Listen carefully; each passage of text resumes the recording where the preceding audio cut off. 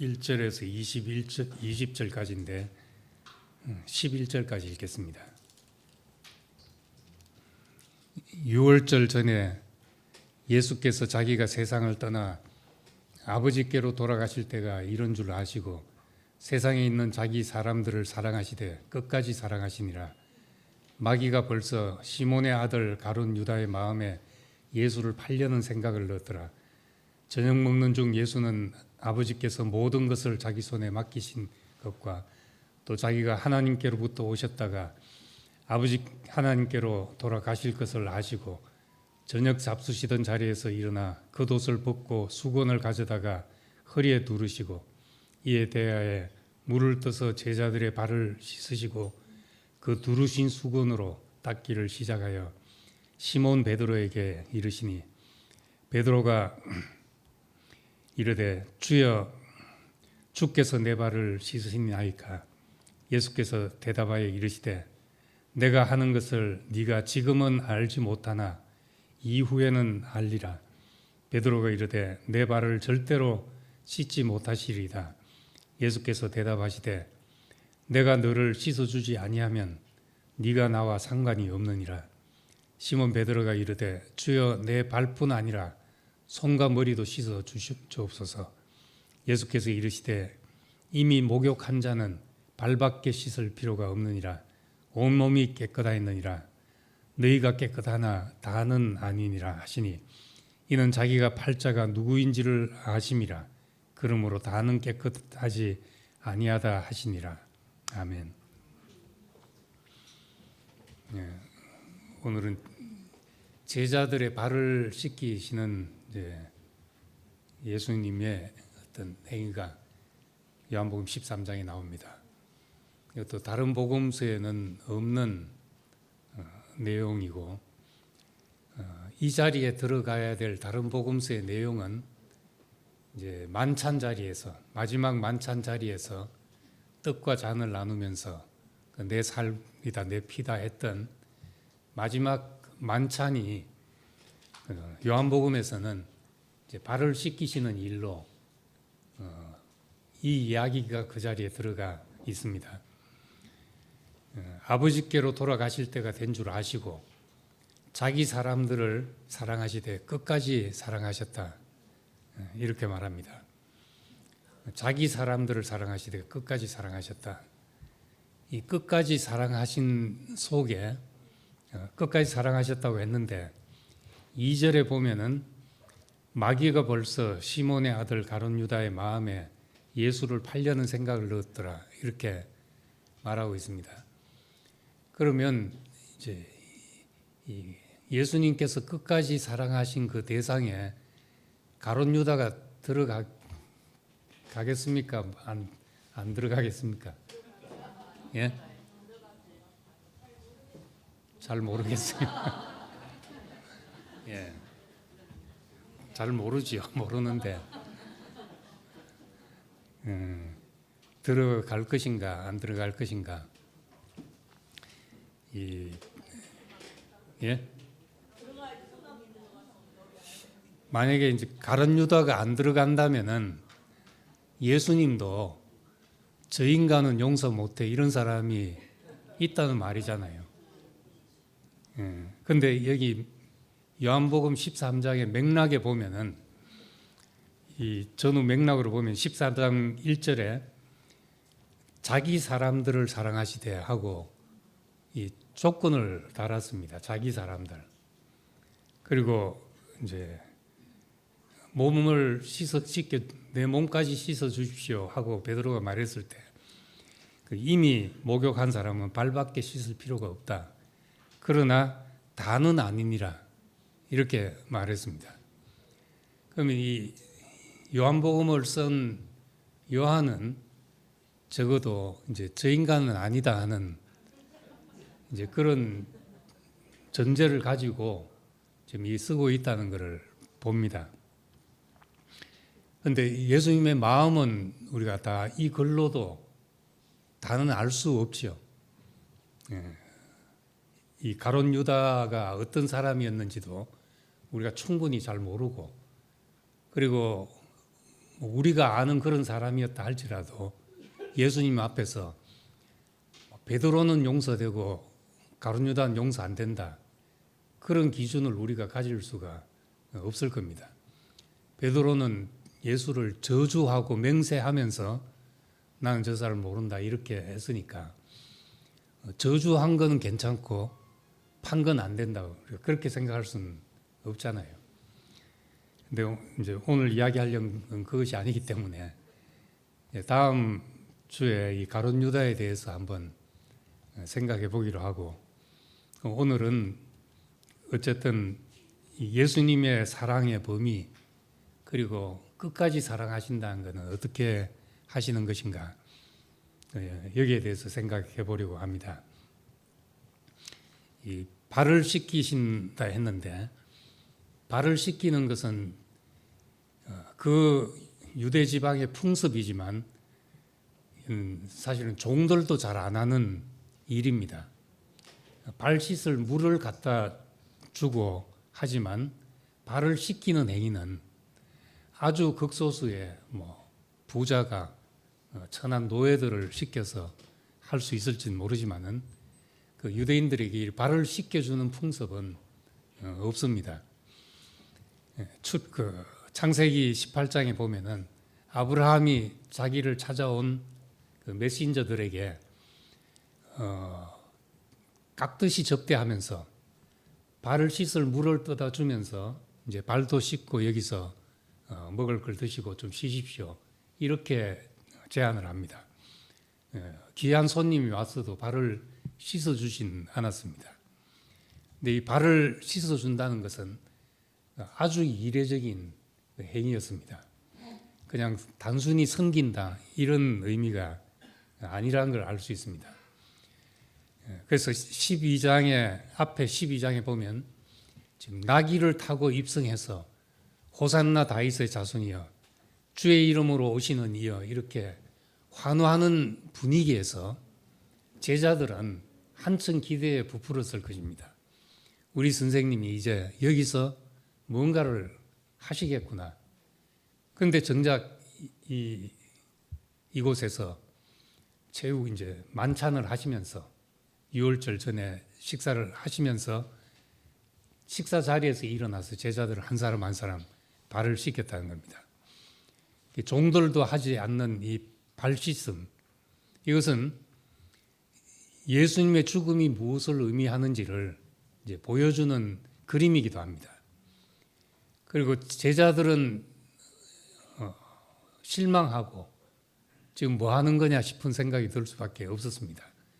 베드로가 그래서 결코 이럴 수 없습니다 하는 것은 앞에 마태복음 16장에 주는 그리스도시여 살아계신 하나님입니다, 이 말을 할 때는 우리 선생님이 얼마나 위대한 분인가, 얼마나 고무됐겠습니까? 그런데 내가 이제 대제사장과 장로들에게 끌려갔고 고난받고 죽임당해서 사흘 만에 다시 살아나리라 이런 말을 했을 때 주여 결코 그런 일이 일어나지 않을 것입니다, 이렇게 했습니다. 꼭 그런 심정으로 선생님 결코 이러시면 안 됩니다, 당신이 내 발을 결코 씻을 수 없습니다, 이렇게 이제 나섰던 겁니다. 근데 발을 씻는다는 것은 단순히 손님 접대에 손님들이 먼 길을 오면은 발이 더럽기 때문에 발 씻을 물을 갖다 주고 이렇게 한 문제가 아니고 예수님은 지금 아버지께로 가는 길입니다. 아버지께로 가는 길, 아버지께로 돌아가실 때가 된 줄 아시고 그렇게 말씀하셨고 14장에서는 내 아버지 집에 거할 곳이 많도다, 내가 아버지께로 가서 너희를 위하여 처소를 예비하고 다시 너희에게 와서 나 있는 곳에 너희도 있게 하겠다 말씀하셨으니까 예수님이 가시는 길은 아버지께로 가는 길이었고 제자들을 아버지 집으로 인도하시는 것이 목표였습니다. 근데 이제 출애굽기 30장에 보면은 이제 제단으로 들어갈 때,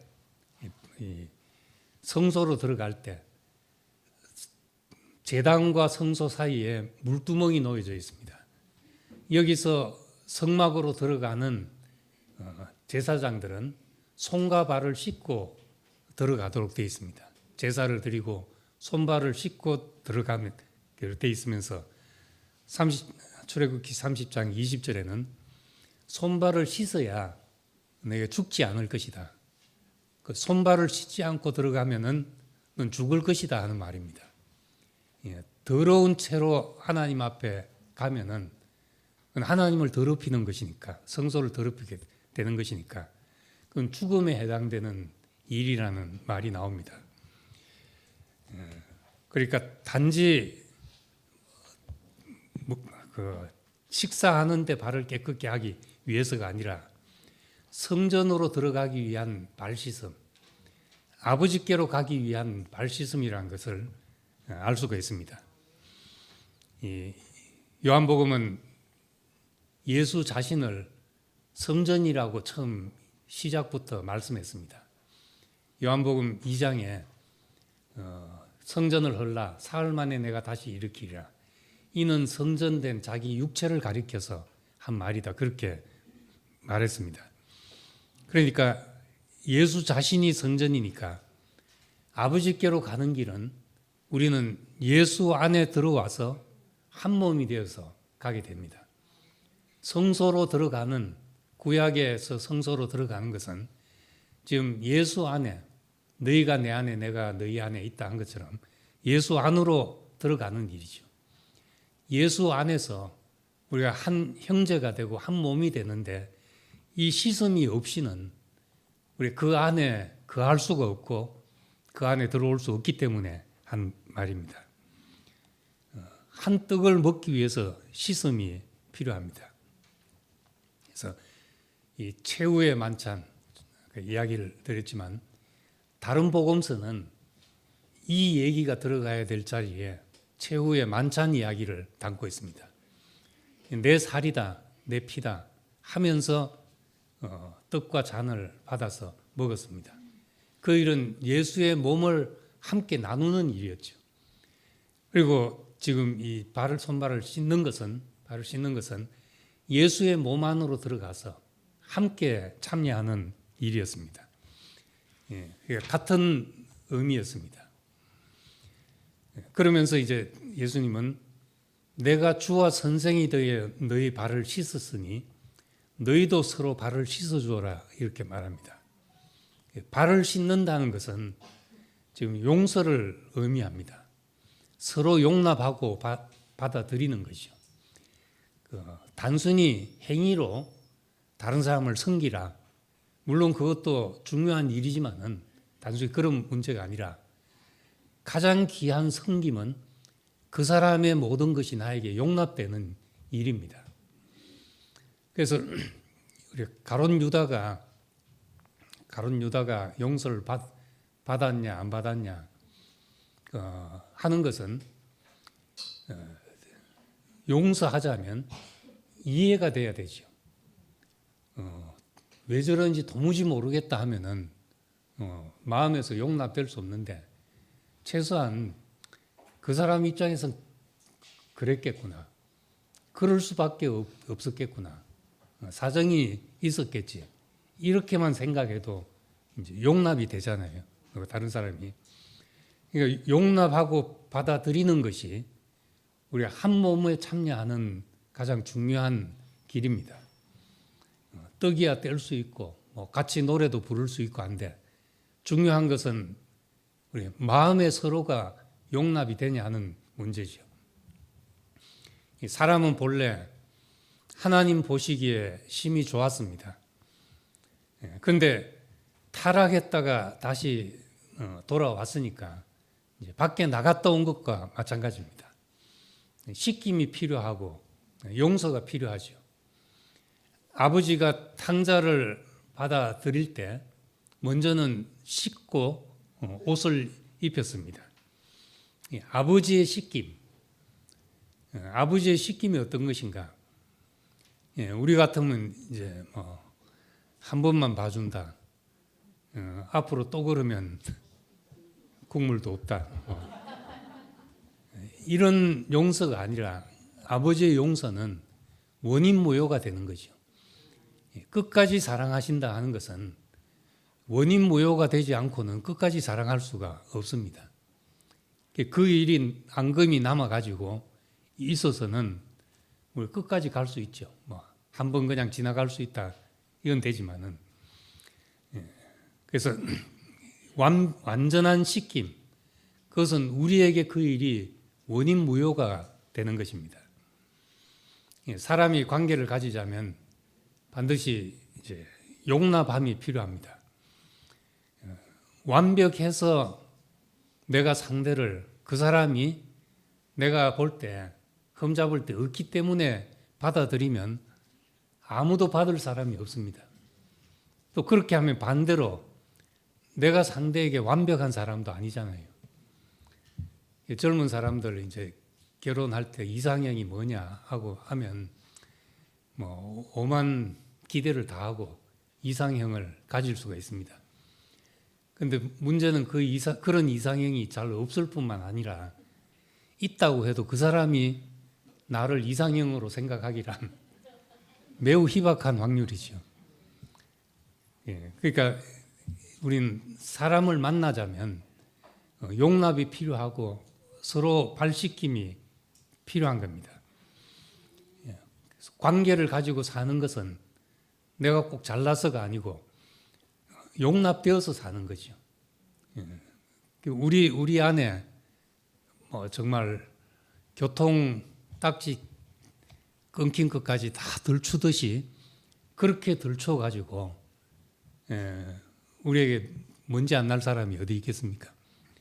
다 마찬가지인데 우리는 그리스도 안에서 가장 귀한 것, 하나님의 목적과 계획 안에 어떤 사람도 쓰일 수 있다는, 어떤 인생을 살아온 사람도 쓰일 수 있다는 그것 때문에 우린 다른 것이 다 용납되는 사람입니다.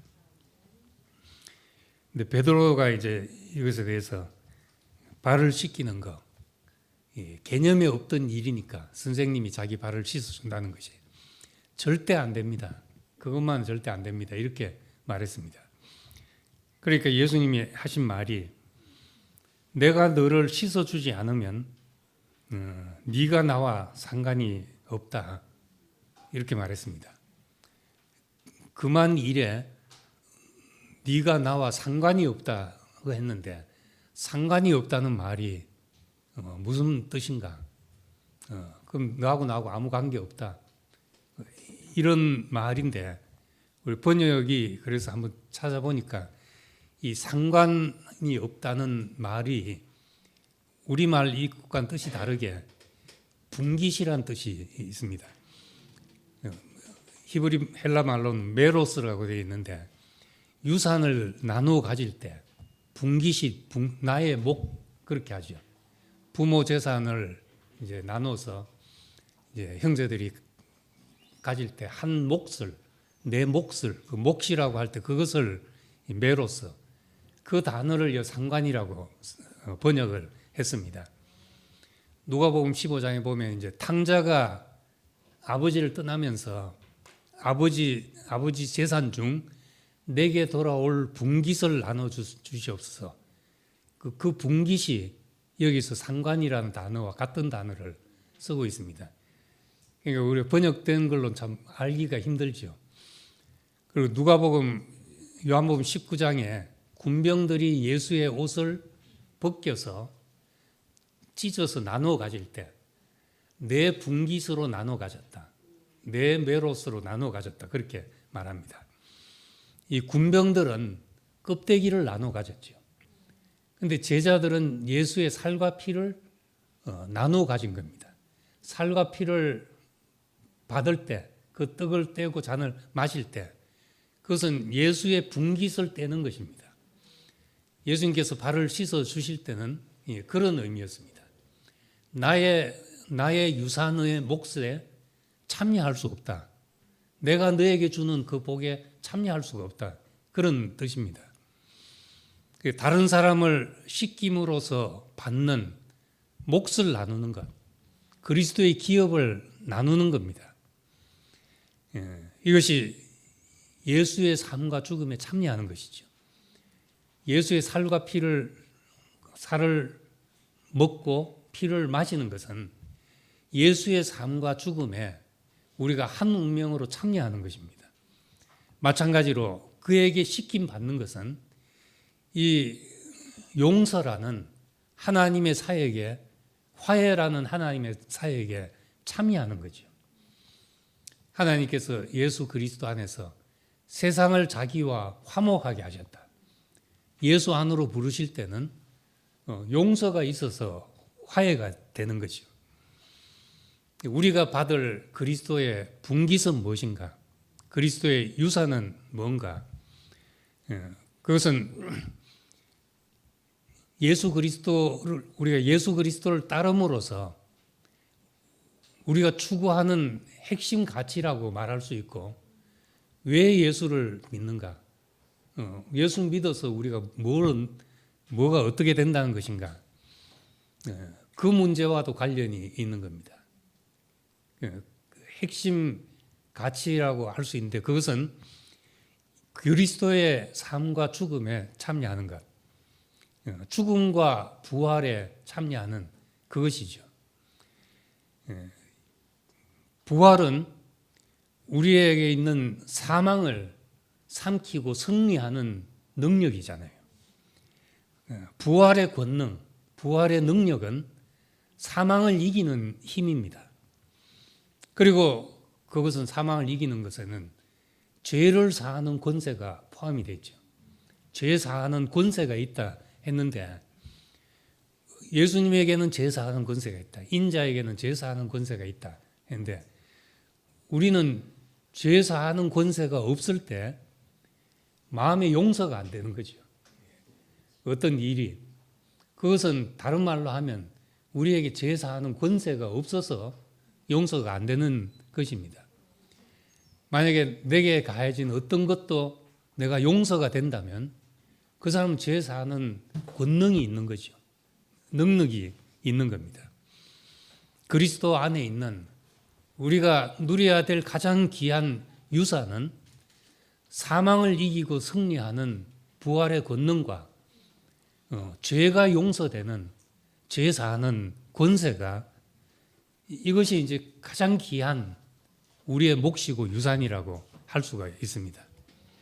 이것이 없으면 나와 상관이 없다. 그게 없으면 예수 믿어서 뭘 하자는 거냐? 우리가 대답할 것이 없습니다. 그래서 나한테 조금 어떤 가해가 가해지고 뭐 수가 틀리면 뭐 그동안 모든 관계가 말짱 도루묵이 되고 허사가 되고 이것은 우리에게 권세가 없어서 그런 것이죠. 제사하는 권세가 없어서 우리가 그러기 십상입니다. 뭐 하나 수 틀려도 다 와르르 무너지는 이 도미노 현상처럼 하나만 건들리면 다 와르르 무너지는 이런 이제 취약함이 우리 인간에게는 깔려 있죠. 그런데 우리 예수님을 보니까 그분에게는 죄를 사하는 권세가 있더라는 겁니다. 우리를 씻기는 권세가 있죠. 그 권세는 어떻게 되는가? 어떻게 생기는가? 베드로가 부활하신 예수님이 베드로를 만났을 때 지나간 일에 대해서 따지거나 물은 적이 없습니다. 그때 너 왜 그러냐 묻지도 않으셨고 베드로는 지금 찔려가지고 절절 매고 있지만 예수님은 거기에 대해서 전혀 상관을 안 하시고 같이 생선을 먹고 같이 얘기를 하고 네가 나를 사랑하느냐 내 양을 먹이라 가장 귀한 위임을 하는데도 과거가 거론되지 않았습니다. 그것은 죽고 다시 난 부활이기 때문에 부활 안에 있기 때문에 그런 겁니다. 부활의 세계에 있기 때문에 다시 말해서 세계가 바뀌었기 때문에 이전 일은 원인 무효가 되는 것이죠. 더운 데 갔다 추운 데 갔다 하면은 이제 복장이 정말 다르잖아요. 사람은 참 간사해서 더운 지방에 가면 막 무거운 옷은 아주 귀찮은 것이 돼버리고, 또 다시 추운 데 오면은 그게 너무 요긴한 것이 되고, 이렇게 바뀌죠. 세계가 바뀌면 우리의 필요도 바뀌고 소중한 것도 바뀌고 다 바뀝니다. 우린 예수 그리스도 안에 있는 세계, 그 아버지의 집이라는 이 세계, 제비도 시편의 표현에 하면은 제비도 집을 얻고 참새도 새끼들 보금자리를 얻는 그런 세계에서, 미물이라도 살 수 있는 그 세계에서 우리는 나한테 해로우냐 유익하냐 이런 문제로 사는 세계가 아니기 때문에, 이전에 다 원수된 것이 내가 침해받아서 생긴 일들이잖아요. 마음이 상했다, 자존심 상했다, 상처받았다, 다 그런 것들입니다. 근데 바울의 고백처럼 내가 살든지 죽든지 내 몸에서 그리스도가 존귀되려고 한다.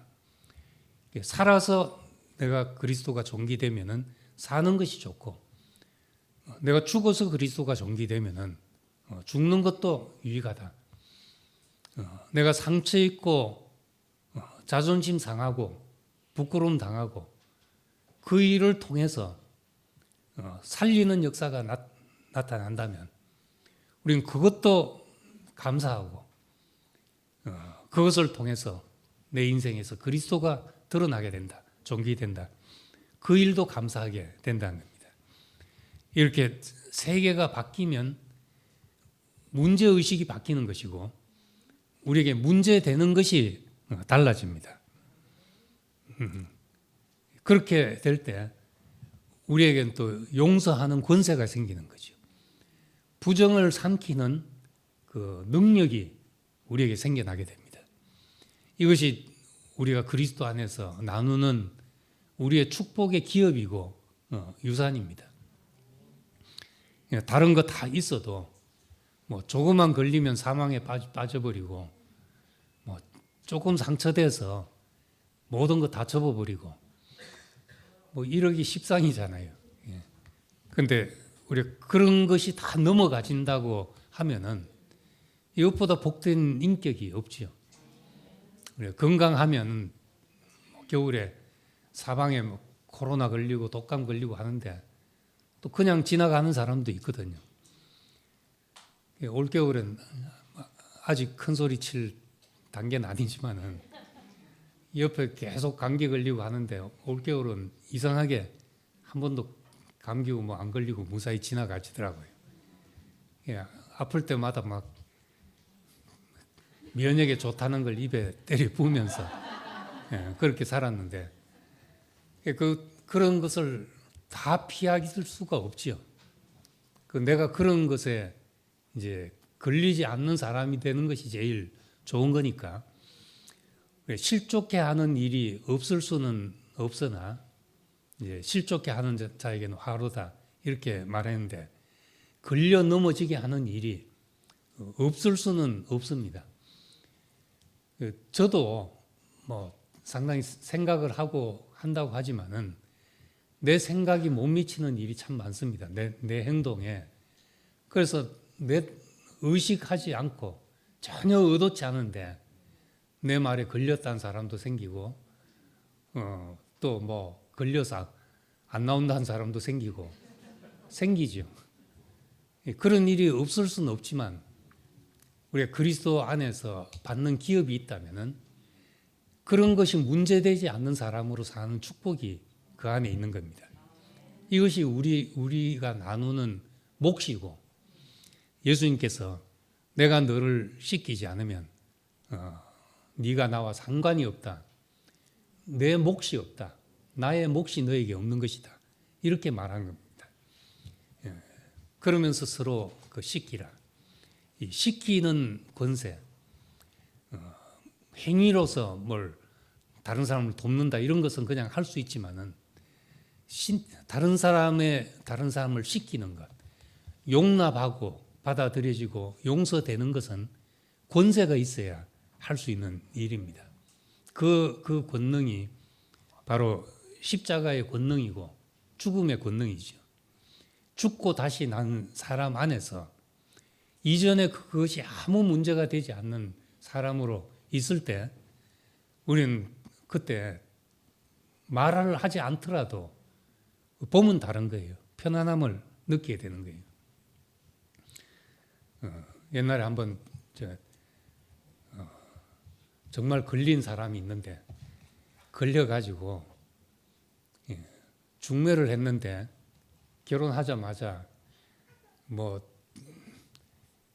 해준 게 뭐 있다고 큰 소리야 이런 말을 하는 거예요. 그 말을 듣고 내가 심히 걸려가지고 미워하기 시작했죠. 근데 한 1년 지나서 어느 날 이제 그 사람 보는데 사람이 너무 편안하고 좋은 거예요. 무슨 일이 벌어졌는지 제가 물어본 적도 없고 한데 그 사람은 어떤 과정을 거치고 마음이 지극히 가난해져서 그냥 교회 형제들을 섬기는 것만으로도 내가 족하다는 마음으로 살기 시작한 때에 나는 이제 그런 전후 맥락을 전혀 모르는데도 그 사람을 보니까 너무 편안하고 이전에 내가 가졌던 감정이 다 사라지는 거예요.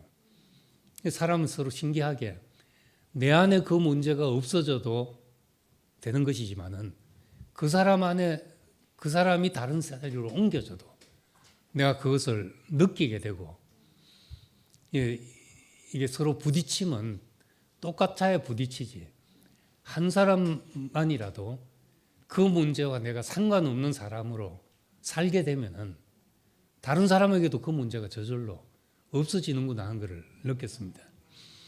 그래서 우리는 예수님이 지금 가시는 길, 우리를 어디로 인도하시는가? 빛이 되시고 생명이 되셔서 우리가 빛이 있으라 하신 그 세계, 생명나무가 있는 그 세계로 우리를 옮기시려고 하는데 그것이 예수님의 말씀으로는 아버지 집이죠. 구약의 예로는 아버지 집으로 가자면 손발을 씻고 들어가야 죽지 않는다. 우리 이 그리스도의 몸인 이 공동체로 우리가 살아가는데 너희가 서로 발을 씻어주라 하신 말씀대로 서로 용납하고 서로 용서되고 그래서 우리는 하나님이 세상을 자기와 화목해 하신 이 화목을 가지고 그리스도의 사신이 되어서 세상을 화목해 하러 나가는 사람이 되는 겁니다. 우리 안에서 참으로 이 문제가 중요하고 교회로 모였다. 그것만 가지고는 세상에 마음 맞는 사람이 더 즐겁게 모여 살 수가 있잖아요. 그런데 이 교회로 부름받은 여기서는 내가 용납되지 않았던 사람들이 용납되어서 사는 곳이니까 이 교회는 세상에 없는 곳이고 세상에 없는 분깃을 나누는 것이죠.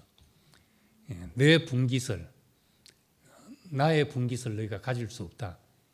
이런 말을 듣는 사람이 아니라 예수 그리스도의 분깃에 참여하는 사람, 주의 살과 수의 피에 참여해서 그의 몸으로서 우리가 부활의 권능, 죄 사하는 권능을 누리는 사람이 되기를 소망합니다.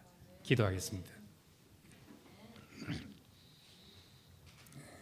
은혜로우신 아버지 하나님, 참 우리는 하나님을 떠나서 권능을 잃은 사람이었습니다. 우리에게 조그만 어두움이 찾아와도 사망에 빠지고 헤어나올 수 없는 사람이었고 조그만 것도 용납되지 않아서 마음에 쓴뿌리가 나서 괴로웠던 사람입니다. 이제 아버지 집으로 가자면 씻고 들어가야 되듯이 우리가 주의 몸 안에서 한 몸이 되는데 서로에게 씻김이 되고 서로가 용납되어서 우리가 세상을 향해서 하나님께서 이 화해 안으로 세상을 부르시는 이 부름에 모든 사람을 초대할 수 있는 사람이 되기를 원합니다. 먼저 우리 안에 모든 것이 용납되고 하나님이 우리에게 허락하신 모든 것이 축복으로 바뀌어져서 부활의 권능, 제사하는 권능을 가지고 우리 세상 앞에 나가게 되기를 원합니다. 예수님 이름으로 기도드립니다. 아멘. 네.